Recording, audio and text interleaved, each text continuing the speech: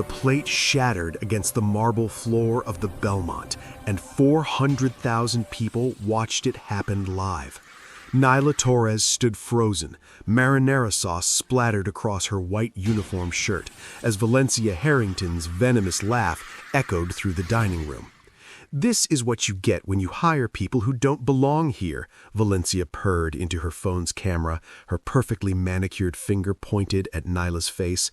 "Let's get her fired, besties. Comment fire if you agree." The comments flooded in. The manager was already approaching, his face apologetic but firm. Nyla's humiliation was just beginning.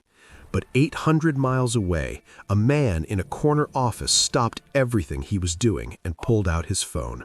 Victor Torres had just watched someone hurt his niece, and he was about to teach the Herrington family what real power looked like. Wait. If you want to see how a billionaire uncle dismantles an entire restaurant empire in 72 hours, if you want to witness Valencia's complete downfall, and if you want to know whether Nyla gets the justice she deserves or stays broken, then you need to hit that subscribe button and turn on notifications, because what happens next is the most satisfying takedown you'll ever witness. This isn't just another revenge story. This is about real power, real justice, and what happens when cruelty meets its match. So subscribe now, smash that like button, and drop a comment telling me where you're watching from. Trust me, you do not want to miss what Uncle Victor does to the Herrington family. The internet literally froze when this happened. Now let's get back to Nyla's story. The alarm went off at 5:45 a.m. and Nyla Torres was already awake. She'd been reviewing her culinary notes for the past hour, perfecting the menu she'd designed for the restaurant she'd open someday. A restaurant that would serve more than food. It would serve opportunity, training underprivileged youth in culinary arts while providing them with real jobs and real dignity. Her dream, written out in careful detail in the leather notebook her uncle had given her 3 years ago. She made coffee in her small Brooklyn apartment, the kind of place where the radiator clanked and the neighbor's television was always too loud. She could afford better, much better, but that wasn't the point. "When you're ready to open your restaurant, you'll do it the right way," her Uncle Victor had told her at her culinary school graduation, his hand firm on her shoulder. "From the ground up, you'll learn what it means to serve before you learn to lead." That was 4 months ago, 4 months of early mornings, aching feet, and customers who looked through her like she was furniture. 4 months of proving she could handle the unglamorous reality of the restaurant industry. She left him a voicemail last week.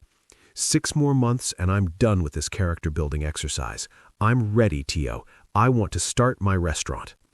She didn't know that by tonight, millions would know her face, and her life would never be the same. The Bellmont was the kind of restaurant that appeared in magazines with words like legendary and institution, old money elegance, white tablecloths, waiters who moved like ballet dancers. Nyla had been working there for 4 months, and she was good at it, better than good. "Girl, you're too good for this place," Sienna Park said as they prepped their sections before the dinner rush. Sienna was her best friend here, studying law at night school while serving overpriced steaks to people who treated her like she was invisible. "These people don't even see us." "They see us when something goes wrong," Nyla said, straightening her uniform. Manager Marcus Chen was already prowling the floor, his eyes scanning for imperfections. "Nyla, table 12, Marcus said, not looking at her. "Mrs. Rodriguez is here. She requested you." Nyla smiled. Mrs. Rodriguez was one of her favorite regulars, a wealthy philanthropist who actually treated the staff like human beings. When she reached the table, Mrs. Rodriguez was already beaming. "My dear girl, you look lovely. How are those culinary dreams coming along?" "Getting closer," Nyla said, pouring water. "I want to open a restaurant that trains at-risk youth. Give them skills, give them hope." Mrs. Rodriguez nodded approvingly. "The industry needs more people like you. Don't let it break you." Nyla had no idea how soon that advice would be tested. At 7:30 p.m. during the dinner rush, she arrived. Valencia Harrington swept through the entrance like she owned the place. Technically, her grandfather did. She was tall, platinum blonde hair extensions swaying, phone already out and recording. No reservation, but that didn't matter. Marcus Chen nearly tripped over himself rushing to accommodate her. "Miss Harrington, of course, right this way." He bumped another reservation, a couple who'd waited weeks for their table, and seated Valencia in Nyla's section. Nyla watched, disturbed by her manager's spinelessness, as Valencia settled in and angled her phone. "Dining at the Bellmont tonight, besties. Let's see if the hype is real or if we're getting scammed. 4 million of you are watching, so they better not disappoint." In the kitchen, the head chef groaned. "That Herrington girl again. She does this for content." Sienna grabbed Nyla's arm. "Be careful. She's Richard Harrington's granddaughter. She gets people fired for fun." "I'll be professional," Nyla said, but her stomach was already nodding. The order came out perfect. Everything exactly as requested, plated beautifully. But as Nyla approached the table, she didn't see Valencia deliberately extend her foot in the path of Diego, a busboy carrying water glasses. The subtle bump, the chain reaction that knocked against Nyla's elbow just as she was setting down the plates. One plate tilted just slightly, not even enough to spill anything. Valencia's eyes lit up like she'd won the lottery. "Excuse me?" Valencia stood, phone aimed directly at Nyla's face. "This is not what I ordered. Are you incompetent?" "I apologize, let me fix," Nyla started, but Valencia was already performing.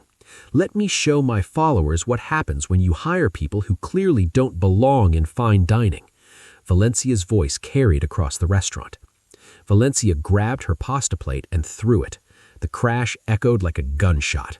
Marinara sauce exploded across the marble floor, splattered up Nyla's legs, her uniform, her face. The phone captured everything, the shock in Nyla's eyes, the sauce dripping, the restaurant going silent. The comments flooded Valencia's livestream. "Fire her. She's probably stealing too. This is why they shouldn't hire trash." Nyla stood frozen, fighting tears, her hands trembling.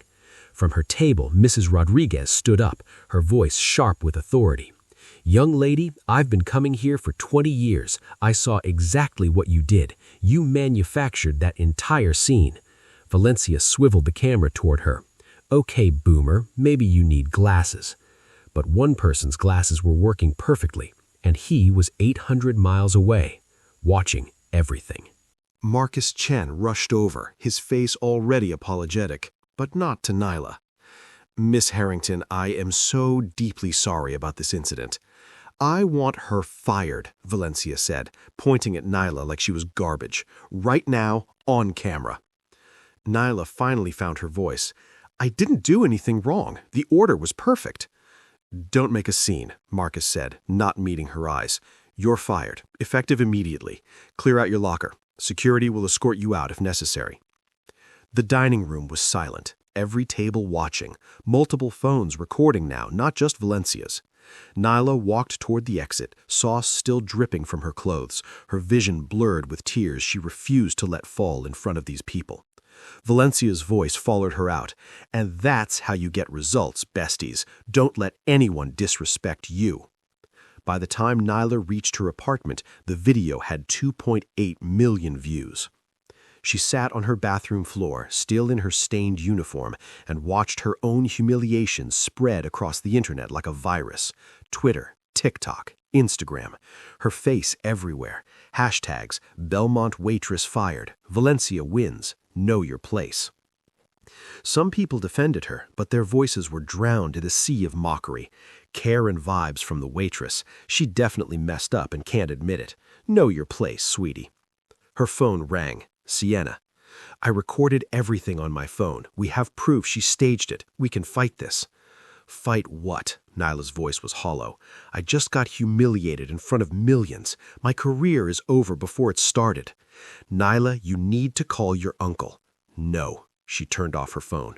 She couldn't face him, couldn't admit she'd failed at the one thing he'd asked her to do, learn the industry from the ground up. Instead, she'd become a viral joke. She didn't know he didn't need her to call. He'd already seen enough. Midnight, Victor Torres sat in his Manhattan office, the live stream playing on 3 different screens. He'd watched it 12 times.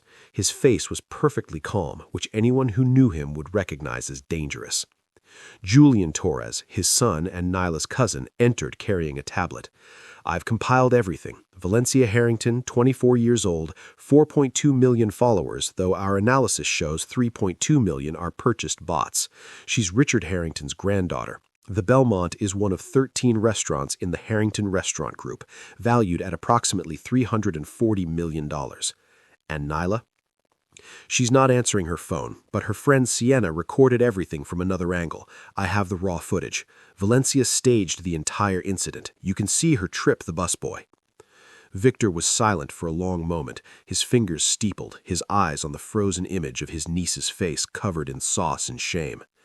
"Get me everything," he said finally.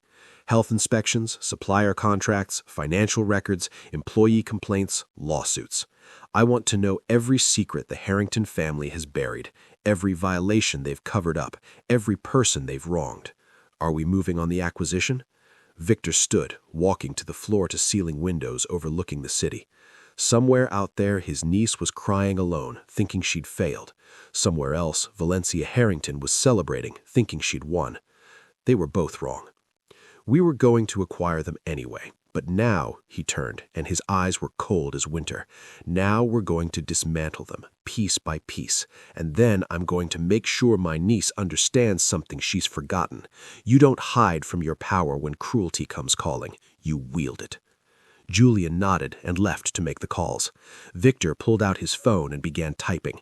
By morning, the Harrington family would wake up to a nightmare. They just didn't know it yet. At 8 a.m., while Nyla was still hiding in her apartment with her phone off, anonymous tips began flooding into New York City's Department of Health. Check the Bellmont's kitchen, multiple violations, expired ingredients, temperature issues. By noon, health inspectors arrived unannounced. They found expired seafood in the walk-in, improper temperature logs, and rodent droppings in the basement storage area. Marcus Chen's face went white. "This is impossible. We've never been cited. This must be a mistake." "The violations are documented," the inspector said, handing him a citation. "You have 48 hours to correct them, or we shut you down." But health violations were just the beginning. At 2 p.m., an anonymous account posted on Twitter. "Here's what Valencia Unfiltered doesn't want you to see." The video showed crystal-clear footage of Valencia deliberately extending her foot, causing the busboy to stumble, creating the chain reaction that led to the incident. The video went viral faster than Valencia's original. 5 million views in 6 hours. The comments shifted like a tidal wave. "Wait, she set this up? This is actually evil. Cancel Valencia. Justice for Nyla." Valencia posted a defensive video, her voice shrill. "That's edited, fake news. My followers know the truth." But people weren't buying it anymore. The internet had found its new villain, and it wasn't Nyla. The Harrington family had no idea what was coming, but within 72 hours, their empire would be rubble. By day 2, the dominoes were falling fast. Major suppliers to the Harrington restaurant group began canceling contracts. Fresh fish delivery? Canceled. Premium meat supplier? Unavailable. Wine distributor? Experiencing supply chain issues. Richard Herrington made frantic phone calls from his office, his voice growing more desperate with each one. "We've worked with you for 30 years. What's going on?" Finally, one supplier broke. "Someone made us an offer we couldn't refuse, Richard. I'm sorry. Torres Global bought out our contract." The blood drained from Richard's face. Torres Global. Victor Torres. The name everyone in the hospitality industry feared and respected in equal measure. The man who could make or break entire restaurant empires with a single decision. "Why?" Richard whispered. "Why would Victor Torres care about us?" But deep down, he already knew. That waitress, Valencia's viral video, he'd seen it, recognized the danger, and done nothing. At Nyla's apartment, Sienna arrived with groceries and tough love, letting herself in with the spare key. "You need to stop hiding. The internet is on your side now. Valencia is getting destroyed." "I don't care about revenge," Nyla said from her couch, wrapped in a blanket, her eyes red. "I just wanted to work. I wanted to prove I could do this without my uncle's name." "Girl," Sienna pulled out her phone.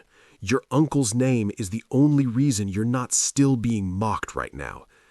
She showed Nyla the news headline. Torres Global Hospitality announces potential acquisition of Herrington Restaurant Group, citing serious concerns about business practices. Nyla's face went white. Oh no, no, no. He promised he wouldn't interfere. He's not interfering, honey. He's obliterating. Finally, Nyla called him. Her hands were shaking as the phone rang. Nyla? Victor's voice was calm, warm. How are you? You're making this worse, the words burst out of her. Now everyone will know. They'll say I only got defended because I'm your niece. They humiliated you on camera to millions of people. Did you want me to send flowers? I wanted to handle it myself. You were handling it, Victor said, his voice harder now, by crying in your apartment while the world mocked you. That's not strength, Nyla. That's self-destruction. Long silence. Nyla could hear her own breathing, could feel tears threatening again. Victor's voice softened. Your mother was my baby sister. When she died in that accident, I held you while you cried, and I made a promise. I'd protect you. I'd teach you what real power is. It's not money, it's not followers. It's knowing when cruelty crosses a line and having the resources to draw a new one. I didn't want to need you, Nyla whispered. You don't need me, but I'm here anyway, because that's what family does. While they spoke, Valencia's world was collapsing in real time. Fashion Nova pulled their sponsorship. The hair vitamin company demanded their money back. The teeth whitening brand scrubbed her from their website. Her follower count dropped like a stone. 4.2 million, 2.1 million, 900,000, 200,000. She posted apologies, deflections, attacks. Nothing worked. The internet had turned, and it was merciless. Her grandfather found her in her penthouse, surrounded by ring lights and unsent videos, mascara running down her face. You've destroyed us. 30 years of building this company, and you destroyed it for content? It wasn't my fault. That waitress's uncle owns the hospitality industry. Richard Torres could buy us 100 times over, and you publicly humiliated his niece.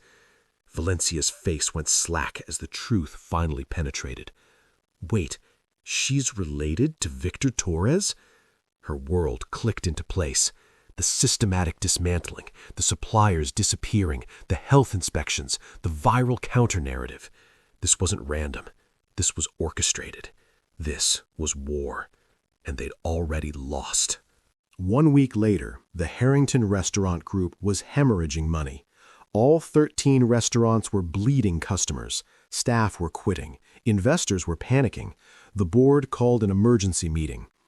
Victor's acquisition offer arrived by courier. $250 million for the entire company. $90 million less than its value a week ago. The conditions were clear. Public apology from Valencia. Marcus Chen fired and investigated for embezzlement. Full operational control to Torres Global. The alternative was spelled out in an attached folder.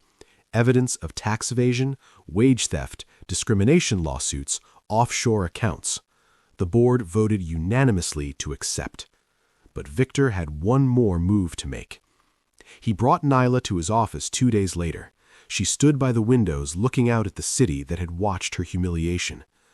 I'm giving you the Herrington Restaurant Group, Victor said. Nyla turned, her eyes wide. What? No, I can't. You said you wanted to prove yourself. Here's your chance. 13 restaurants, hundreds of employees, thousands of customers. Turn it into something that matters. He handed her a folder. Her own business plan, the one she'd written 3 years ago about restaurants that train underprivileged youth, was inside. Start with the Bellmont, Victor said. Make it everything you dreamed. What if I fail? Victor smiled. Then you'll fail big. Better than hiding small. 2 months later, the Bellmont reopened as the Torres Bellmont. The renovation was stunning, but the real change went deeper. Nyla stood at the entrance in a tailored navy suit, no longer a waitress, but a CEO, greeting guests for the grand opening. Mrs. Rodriguez arrived, her eyes twinkling. I told you not to let them break you. I almost did, Inola admitted, but then I remembered, power isn't wrong, misusing it is. Then, impossibly, Valencia arrived. She looked different, smaller somehow, without the filters and professional lighting. She approached Nyla hesitantly. "Look, I know things got out of hand, but maybe we could—" Nyla held up a hand. "Stop. I'm not interested in your apology, but I am interested in your growth." She gestured toward the kitchen. "We have a position open. Dishwasher. $8 an hour plus tips. If you can last 6 months treating people with respect, learning what you put them through, I'll write you a recommendation letter." Valencia stared, stunned. "You're joking." "I'm not. You wanted content? Here's your redemption arc. Or you can leave and stay canceled. Your choice." Valencia turned and walked out, cameras flashing, capturing her humiliation. But the night wasn't over. Nyla took the stage as the room quieted. Tonight isn't just about a restaurant reopening. It's about redefining what this industry can be. She introduced the Torres Culinary Fellowship, a program recruiting young people from underserved communities, training them in culinary arts and restaurant management, guaranteeing them jobs with living wages. 50 young people walked onto the stage in chef whites. The room erupted in applause. Mrs. Rodriguez wiped tears, Sienna cheered, and in the back, Victor nodded with quiet pride. 3 months later, Valencia posted a video from a small diner in Queens. No makeup, no filters, actually serving customers. "I was wrong," she said simply.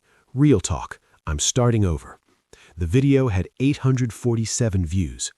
Meanwhile, on the rooftop of the Torres Bellmont, Nyla and Victor raised champagne glasses to the skyline. "Your parents would be so proud," Victor said quietly. Nyla smiled. So would everyone who ever had to smile through their own humiliation. They toasted as the city glittered below. The Torres Culinary Fellowship had expanded to 5 cities, with applications pouring in from young people who'd never imagined this chance. Then Nyla's phone buzzed. Valencia Harrington, live. The Truth About Redemption, Part 1.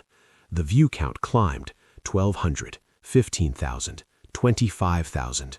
Some stories end. Others are just beginning. If this story touched your heart, moved you, or made you believe in justice again, I'd truly appreciate it if you'd support us with a like and subscribe to our channel. Your support means everything and helps us bring you more inspiring stories like this every single week. Thank you for being here, for watching until the very end, and for your unconditional support in every story we share. Blessings to you and your family. See you in the next one.